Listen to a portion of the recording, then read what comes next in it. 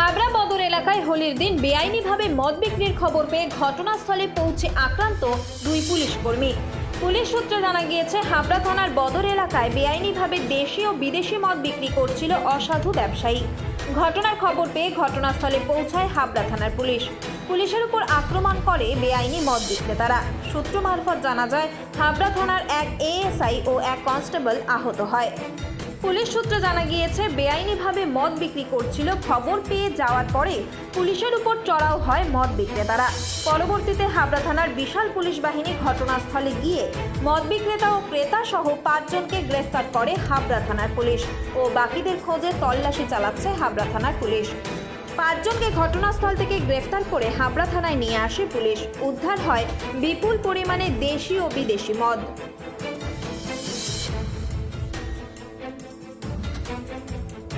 আজকে ঘটনা কি ঘটে? ঘটনা যখন হয় পুরোটা আমি ছিলাম না, ঠিক আছে, তারপর পরই এসেছি। স্যারেরা বারণ করেছে যে এখানে মিছিল করতে, ঝক্কি ঝামেলা না করতে, স্যারের কথা অ্যাভয়েড করে মানে স্যারের উপর অ্যাটাক করে। পুলিশের উপর অ্যাটাক করে? কারা অ্যাটাক করে? এই এখানকার কিছু ছেলে, বাইরের কিছু ছেলে আছে। তারপরে কি হয়? তারপর চারিদিক দিয়ে লোক বেরিয়ে আসে। আমরা যে যার সব মানে সবাইকে মানে শান্ত করার জন্য সব থেকিয়ে দিয়েছি, ঠিক আছে। বলবেন পুলিশের সাথে উদ্যোগটা যথেষ্ট ভালো, কেননা এলাকা দূষিত হওয়ার থেকে পুলিশ যথেষ্ট স্টেপ ব্যবস্থা নিয়েছে ভালো। কত গ্রেপ্তার হয়েছে? আমি তো দেখলাম চোখে 4 জন না 5 জন। 5 জন।